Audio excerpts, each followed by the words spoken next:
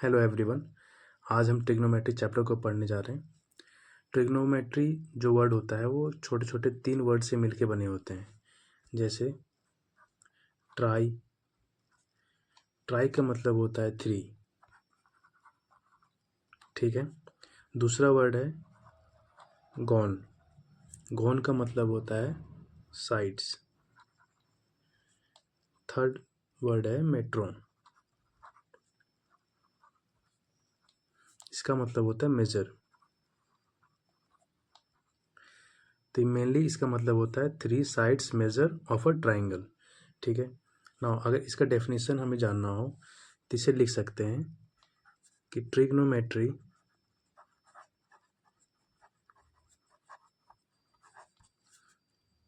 is the study of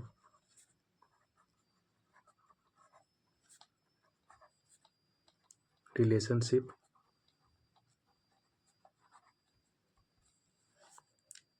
between the sides and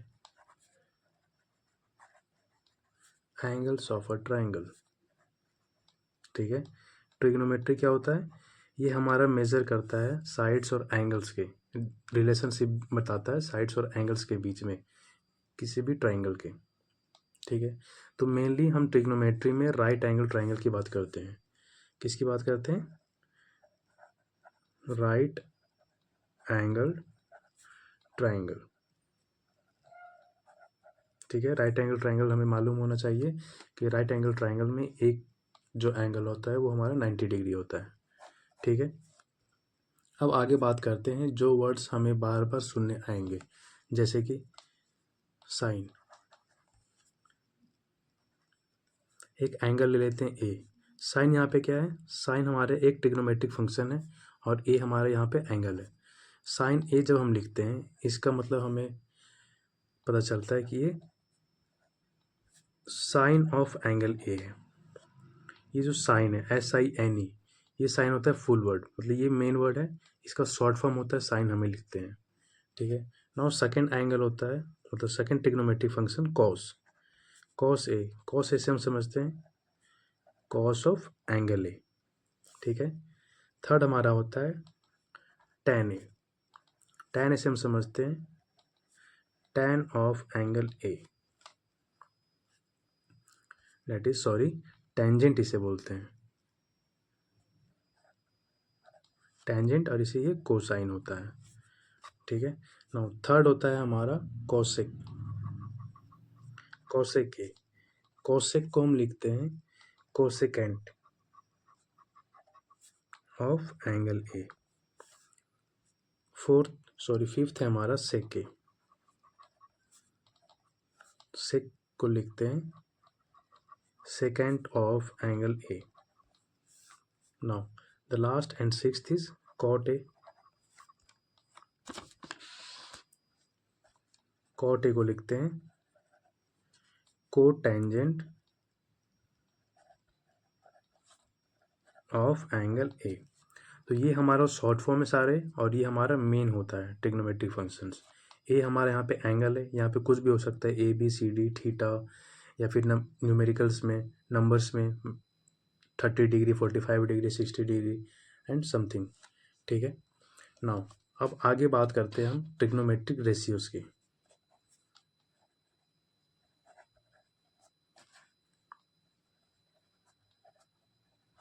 trigonometric ratios,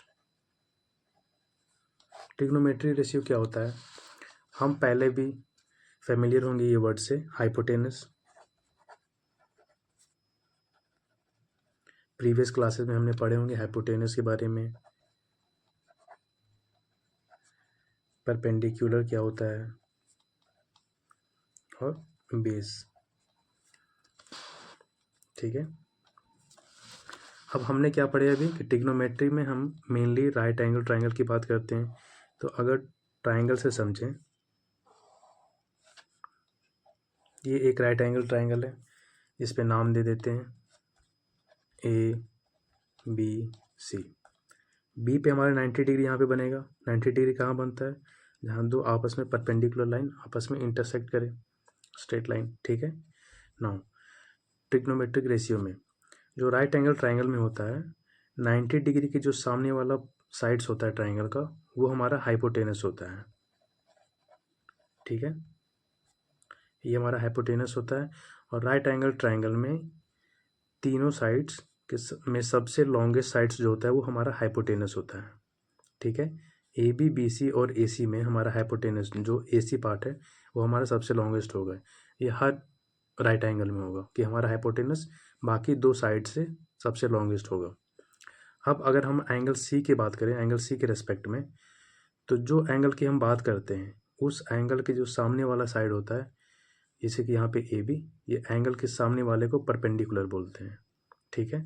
और जो adjacent side होता है एंगल के साथ वो हमारा बेस कहलाता है। जैसे यहाँ पे बी सी हमारा बेस है, ठीक है। अब यहाँ पे समझे अगर अच्छे से, तो अगर एंगल सी की बात करें तो हमारा हाइपोटेनस क्या होगा, शॉर्ट फॉर्म लिखते हैं। हाइपोटेनस हमारा क्या है, ए सी, जो अनचेंज्ड होगा, ये फिक्स रहता है। परपेंडिकुलर कौन सा होगा, एंगल के सामने वाला साइड। परपेंडिकुलर कौन सा होगा, ए बी, ठीक है। बाकी जो एंगल के साथ जो एडजेसेंट साइड है दैट इज बी सी, ये हमारा बेस होगा, ठीक है। वहीं अगर एंगल ए की बात करें, अगर एंगल ए लें तो एंगल ए के सामने वाला साइड कौन सा है, बी सी, तो बी सी हमारा परपेंडिकुलर हो जाएगा। तो यहाँ पे हमारा परपेंडिकुलर कौन सा होगा, बी सी। हाइपोटेनस हमारा सेम होगा, डेट इज ए सी, ये अनचेंज होता है। नाउ बेस क्या हो जाएगा, यहाँ पे इस एंगल की बात करें तो इधर तो ये हाइपोटेनस है, तो इसके एडजेसेंट साइड्स ए भी बच गया, ये हमारा बेस हो जाएगा, ठीक है। यहाँ तक क्लियर होगा। नाउ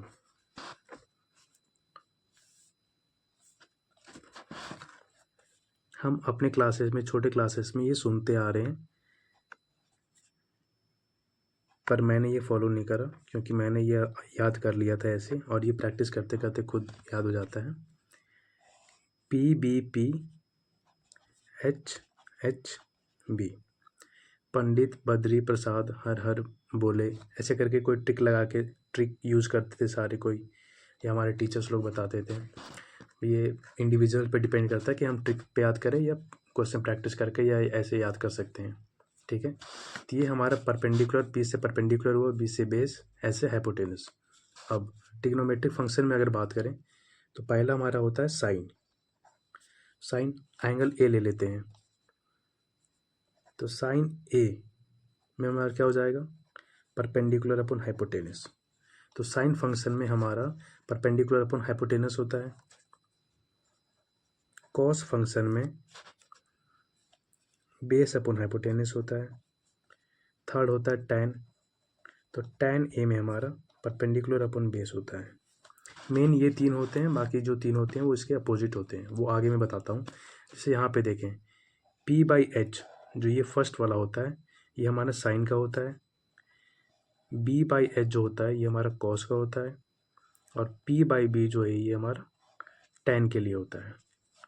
साइन का उल्टा हमारा कॉसेक होता है, तो एच अपॉन पी हमारा कॉसेक हो जाएगा। एच अपॉन बी हमारा कॉस का उल्टा हो जाएगा जो सेक होता है। टैन होता है पी बाई बी, तो बी बाई पी हमारा कॉट हो जाता है। सिमिलरली यहाँ पे क्या लिख सकते हैं, साइन का उल्टा क्या होता है, cosec. Cosec equals to H upon P हो जाएगा। इसे हम क्या लिख सकते हैं कि one upon sine, one upon sine है, ठीक है। अगर एंगल ए के रेस्पेक्ट में बात कर रहे हो, कॉस का उल्टा होता है सेक। सेक का हमारा एच बाई बी होता है। इसे क्या लिख सकते हैं, वन अपॉन कॉस। सेक को क्या लिख सकते हैं, वन अपॉन कॉस।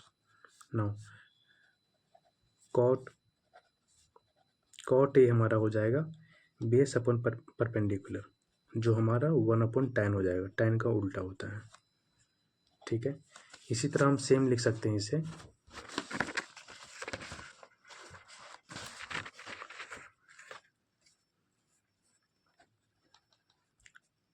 टैन हमारा वन अपॉन कॉट हो जाएगा। साइन ए हमारा वन अपॉन कॉसेक हो जाएगा। और कॉस हमारा 1/sec हो जाएगा। ठीक है, यहाँ तक समझ में आ रहा होगा। कॉस हमारा 1/sec हो जाएगा। नाउ tan जो हमारा होता है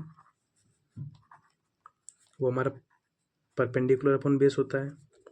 इसे हम साइन अपॉन कॉस लिख सकते हैं। क्या लिख सकते हैं? Sign upon cos. ये कैसे, इसे भी प्रूफ करके बताता हूँ। जैसे साइन हमें क्या होता है, साइन हमें मालूम है P/H होता है, और इसे अगर डिवाइड करें कॉस से तो क्या हो जाएगा? कॉस का क्या होता है हमारा B/H, तो H हमारा कैंसिल आउट हो जाएगा, तो क्या बच गया P/B, जो परपेंडिकुलर अपॉन बेस है वो किसके इक्वल होता है? tan के इक्वल। तो साइन अपॉन कॉस हमारा क्या हो जाएगा? tan है। सिमिलरली हमारा कॉट क्या होता है? बेस अपॉन परपेंडिकुलर, ये हमारा tan का उल्टा होता है। तो tan का क्या होता है हमारा? Sign upon cos. तो कॉट का क्या हो जाएगा? Cos upon sign. तो कॉस अपॉन साइन क्या हो जाएगा? कॉट। इसे अगर प्रूव करो तो कॉस का क्या होता है हमारा? Base upon hypotenuse. साइन क्या होता है? Perpendicular upon hypotenuse. एच से एच कैंसिल आउट हो जाएगा, यहाँ पे क्या बच गया? B/H that is equals to cot. ठीक है, तो हमें यहाँ से क्या रिलेशन पता चला कि tan is equal to sine upon cos होता है और cot is equal to cos upon sine. ठीक है, अब एक स्टेटमेंट देखते हैं, एक स्टेटमेंट लिखता हूँ, उसे समझने की कोशिश करते हैं। जैसे द वैल्यू ऑफ साइन ए और cos A never exceed 1, whereas the value of sec a और cosec a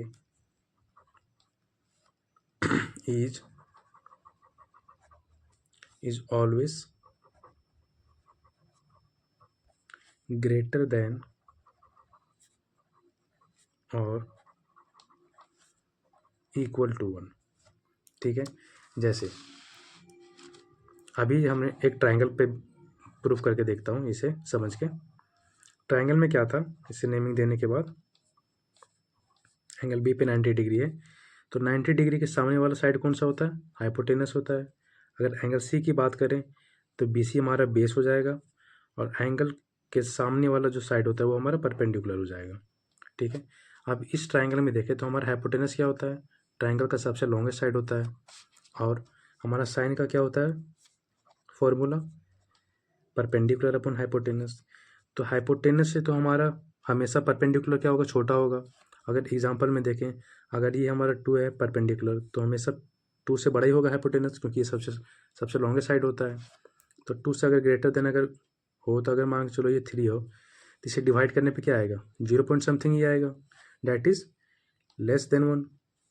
ठीक है, नाउ सिमिलरली कॉस का, कॉस क्या होता है? Base upon hypotenuse. बेस भी हमारा हाइपोटेनस से छोटे होगा, तो ये भी क्या होगा? Less than 1। सेक का समझें अगर, सेक एक में क्या होता है? H upon B, hypotenuse upon base. ना हाइपोटेनस अगर बड़ा हो, जैसे यहाँ पे 3/2 ले लें एग्जाम्पल में, तो ये क्या होगा? हमेशा 1 पॉइंट समथिंग ही कुछ आएगा जो ग्रेटर देन 1 हो, है ना। सिमिलरली हमारा कॉसेक, कॉसेक क्या क्या हो जाएगा? H upon P. अगर ये 3 है, ये 2 है, तो ये भी हमारा 1 पॉइंट समथिंग आएगा जो ग्रेटर देन 1 है। ठीक है, ये एक जस्ट नॉर्मली एग्जांपल से बताया मैंने। तो हमारा सेक और कोसेक की वैल्यू जो होती है वो हमेशा ग्रेटर देन 1 होता है या इक्वल्स टू 1, और साइन और कोस का हमेशा 1 से कम होता है। ठीक है, अब आगे बात करते हैं पाइथागोरस थ्योरम का। पाइथागोरस थ्योरम क्या होता है?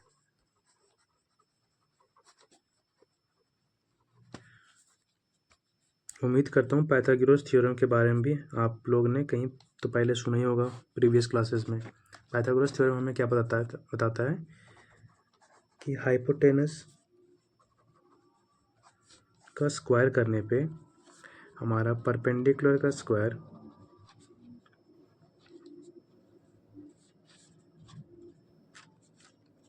और बेस का स्क्वायर का सम होता है।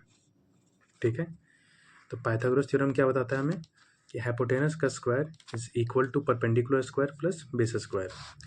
इससे हमें तीन में से अगर कोई भी दो नोन हो तो तुम तीसरा हमारा अननोन निकाल सकते हैं।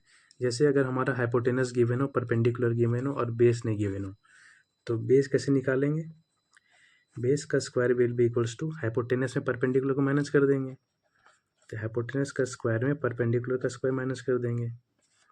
वहीं हमारा अगर परपेंडिकुलर निकालना हो तो क्या करेंगे? हाइपोटेनस का स्क्वायर में बेस का स्क्वायर माइनस कर देंगे।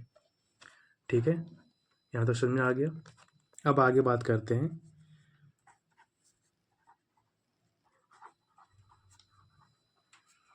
ट्रिगोनोमेट्रिक ratios of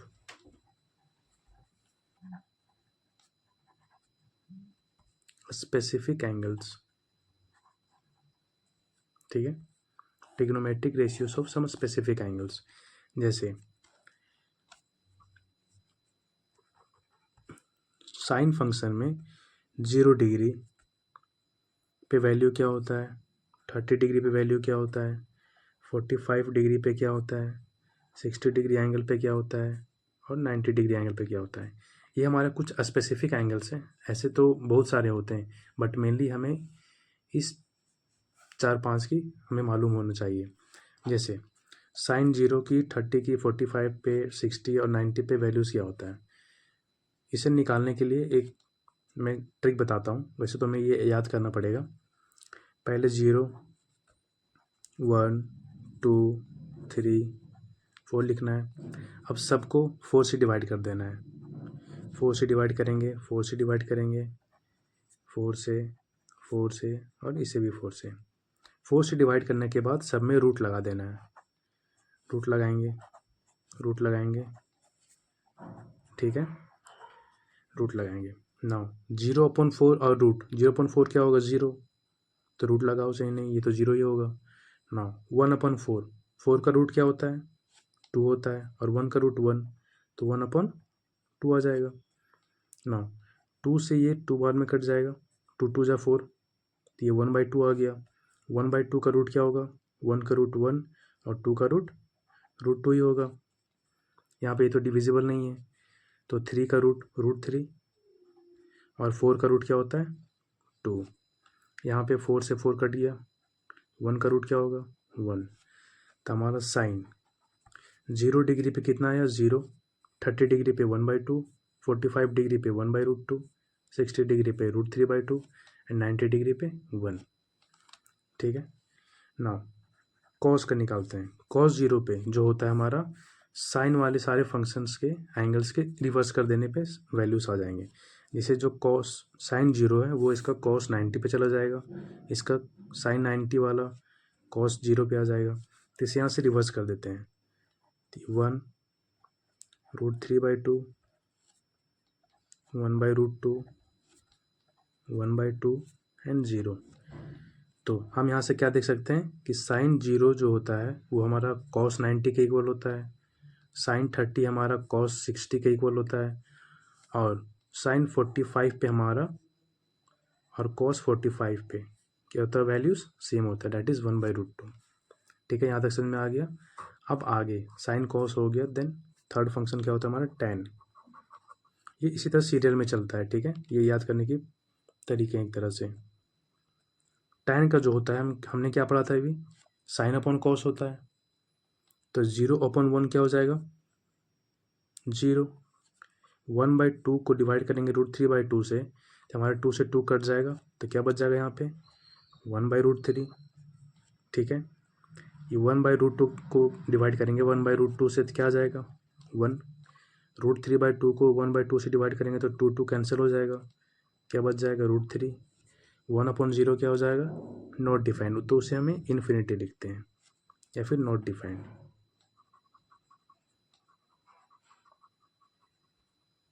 ठीक है, यहाँ तक समझ में आ गया। नाउ जो साइन होता है वो क्या होता है? कॉसेक का उल्टा। तो नेक्स्ट फंक्शन हमारा कॉसेक होगा। कॉसेक जीरो, जीरो का उल्टा क्या हो जाएगा हमारा? इन्फिनिटी। कॉसेक साइन 30 का जो वैल्यू है वो हमारा कॉसेक का क्या हो जाएगा? उल्टा। तो 1/2 हो तो यहाँ क्या हो जाएगा? 2/1। तो हमें क्या लिखेंगे यहाँ पे? 2। 1/√2 को यहाँ पे क्या लिखेंगे? √2। ठीक है। √3/2 है तो यहाँ पे क्या हो जाएगा? 2/√3। ठीक है, समझ में आ रहा है? नाउ ये 1 है तो 1 का उल्टा क्या हो जाएगा? 1। 1/1 दैट इज़ 1। कॉसेक का समझ में आ गया। Now next function is sec. Sec का हमारा होता है कॉस का उल्टा, या तो कॉस का उल्टा लिख दें या फिर कॉसेक का रिवर्स कर दें। जैसे साइन और कॉस आपस में रिवर्स होता है उसी तरह कॉसेक और सेक आपस में रिवर्स होता है वैल्यूज़। तो कॉसेक 0 का इसका सेक 90 में चला जाएगा, कॉसेक 30 का सेक 60 बन जाएगा। ठीक है, तो इसे रिवर्स करके लिखें तो ये 1 आ जाएगा, ये 2/√3, ये √2, यहाँ पे 2 और इन्फिनिटी का क्या हो जाएगा? इन्फिनिटी। नाउ हमारा बच गया कॉट। कॉट क्या होता है? हमारे tan का उल्टा होता है, तो इसे रिवर्स में लिख देंगे यहाँ पे। तो इन्फिनिटी देन tan 30 का जो होगा वो हमारा इस पे 60 पे चला जाएगा और इसका 60 वाला 30 पे आ जाएगा। tan 45 1, cot 45 भी 1, cot 60 हमारा 1/√3। ठीक है, and cot 90 will be 0। Hope ये आपको समझ में आ रहा होगा। tan का 45 डिग्री पे और cot का 45 डिग्री पे सेम है, साइन और cos का 45 डिग्री पे सेम है, cosec और sec का 45 डिग्री पे सेम है। ठीक है, तो ये टेबल लिखने का प्रोसेस जो होता है हमारा समझने का, वो यहाँ पे मैंने आपको समझा दिया। बाकी यहाँ से जो वैल्यूज़ होती हैं हमारे, ये हमें याद करना पड़ता है। तो sine cos tan cosec sec cot की सारे यहाँ पे ट्रिग्नोमेट्रिक रेशियोज़ की कुछ स्पेसिफिक एंगल्स पे जो वैल्यूज़ होते हैं वो यहाँ पे गिवन है, इसे हमें याद कर लेना चाहिए। ठीक है, ना आगे कुछ देखते हैं आइडेंटिटीज़ को, जैसे ट्रिग्नोमेट्री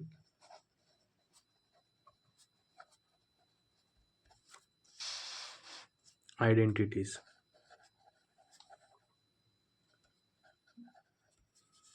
कुछ ट्रिग्नोमेट्रिक आइडेंटिटीज़ को देख लेते हैं, जैसे sine square theta plus cos square theta equals to 1 होता है। अब यहाँ पर हमारा एंगल थीटा आ गया। ठीक है, यहाँ पे कुछ भी हो सकता है एंगल्स क्वेश्चन के रेस्पेक्ट में, जैसे गिवन हो सिचुएशन। ठीक है ना, अगर साइन का स्क्वायर करें और कॉस का स्क्वायर करें तो हमारा 1 आएगा, दोनों का सम।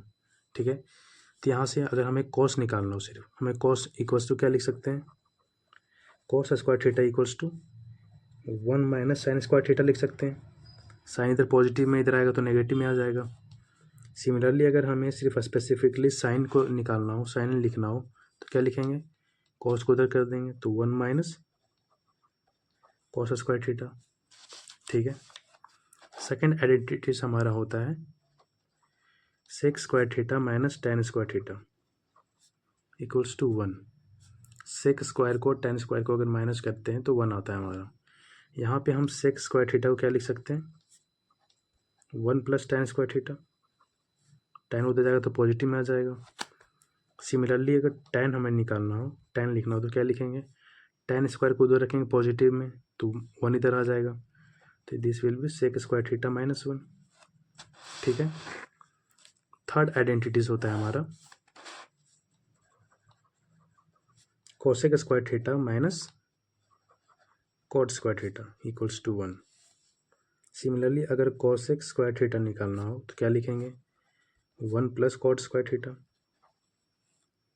ठीक है, कॉट स्क्वायर थीटा अगर लिखना हो तो क्या लिखेंगे? इसे उधर कर देंगे तो 1 इधर आ जाएगा, कोसेक स्क्वायर थीटा माइनस 1। तो हमारा मेन ये होता है, इससे बाकी सारे डिराइव कर सकते हैं फॉर्मूले जितने भी हैं। होप ये आपको समझ में आया हो। अगर कहीं पे भी डाउट हो पूरे एक्सप्लेनेशन में तो वीडियोस को दोबारा देखें, बहुत अच्छे से समझाया गया है, आपको समझ में आ जाएगा। आप अच्छे से ध्यान से समझना, बहुत ईजी है ट्रिग्नोमेट्री, अगर अच्छे से आप समझते हो, क्वेश्चंस को प्रैक्टिस करते हो तो। ठीक है, बाकी सारे सॉल्यूशन एक्सरसाइज के आगे वीडियोस में डाल दूंगा। कि चैनल को सपोर्ट करें, अगर अच्छे से समझ में आ रहा हो तो लाइक भी करें, अपने फ्रेंड्स के साथ शेयर करें। ठीक है, थैंक यू।